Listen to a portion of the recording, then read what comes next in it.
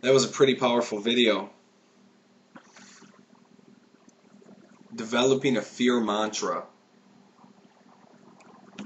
I think I tend to agree with what you said, that fear must be overcome, and we must be able to identify and recognize the fears that we do have so we can name them and become familiar with them in order to be able to overcome them. Um, as far as fear being ignored, fear, as far as a giving, the self giving power to the fear if you acknowledge it. I think that's very destructive. I think that if we don't identify the fear and come to grips with us, it's going to consume us, and it is going to have control over us because it's within us regardless. So if we don't deal with it, we push it aside thinking that we're not going to give it control if we don't mention it or don't give it our time or devote any energy to rectifying it, then that's when an imbalance occurs, and that's when it's going to consume us and set us on a path of destruction. One thing you said was, I think, was extremely profound. When you said fear derives from an unhealthy connection to something, and you gave the example of those who fear death are probably too connected with life. And I don't know if this was your personal belief, but you offered it kind of as just another uh, benchmark in the annals of fear. I believe that's true. I believe that if we desire for anything, like the Buddha said, as long as we have desire, there's going to be suffering. So, but then if we desire enlightenment, is that going to, if we desire enlightenment, can we attain enlightenment? Because that would just be another form of desire, which would lead to suffering on the road to enlightenment, which might restrict access to ever gaining enlightenment. So, I don't know. I don't know. Is it capable to not desire anything?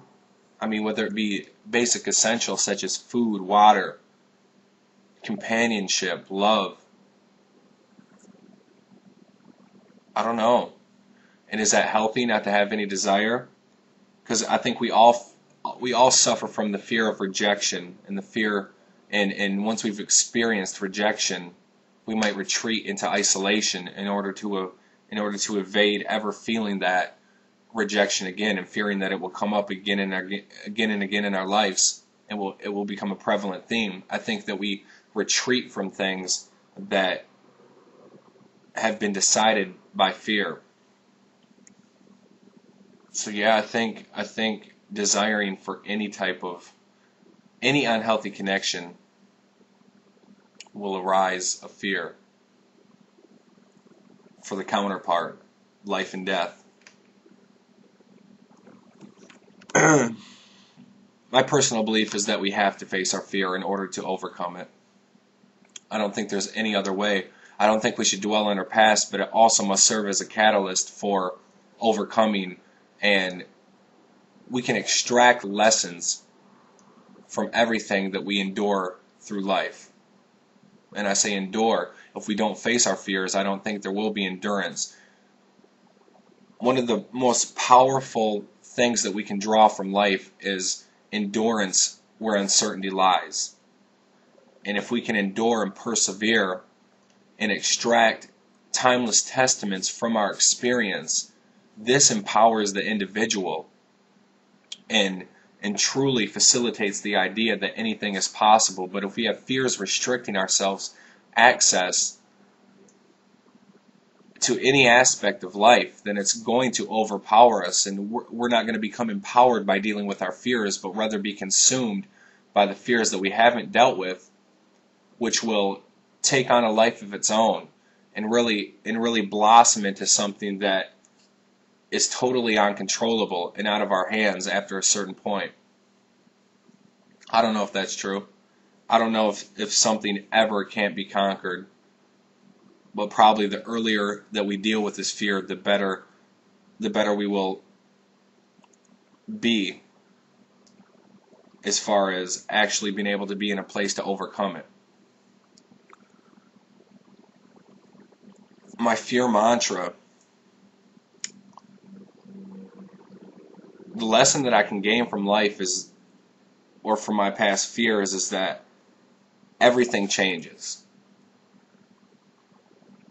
The world is in a constant state of change and reformation and renewed ideology.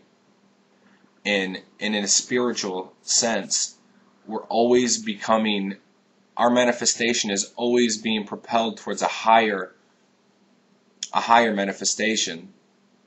And if we allow ourselves to have access to this by not repressing these fears, but confronting these fears, then, because I think that if we don't confront these fears, we're restricting ourselves access to the spirit. We're never going to be fully in tune with the inner self, the real self, not the mind, not the thinking self, but the eternal self.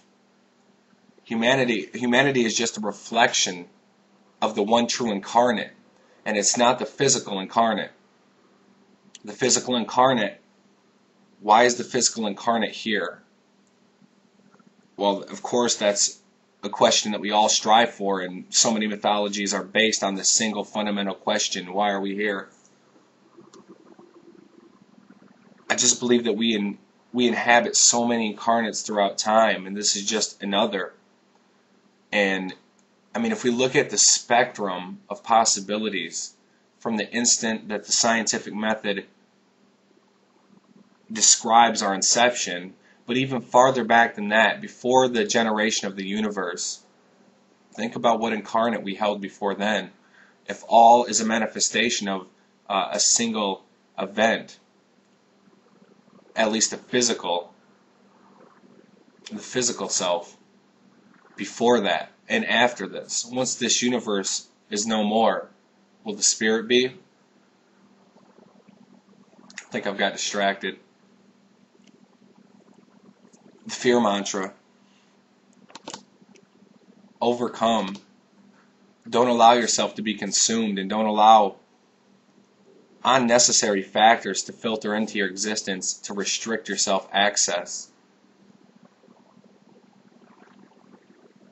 And the desires too, I believe, cause suffering. So I guess my question back to you is, and to everyone on YouTube, can we relinquish all of our desires? Is it feasible? Is it possible? And once we do, will that put an end to suffering? I mean, the Buddha said that enlightenment is no suffering. He didn't say what it is. He gave a negative. He said, it's not this. So what is it? I believe he didn't ascribe what it is, because, like theologies, that would limit it. That would limit the experience, and people would set forth on a path, and it would get manipulated, and it would just become something that it shouldn't be. So to empty all this suffering and these fears that obstruct the being, and to just become, once we alleviate these, perhaps the fear will slip away, along with all the external obstacles to the inner self manifesting in its true incarnate.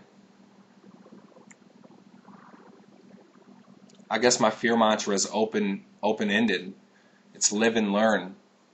It's extracting information from the infinite and applying that to the timeless incarnate that is within us all.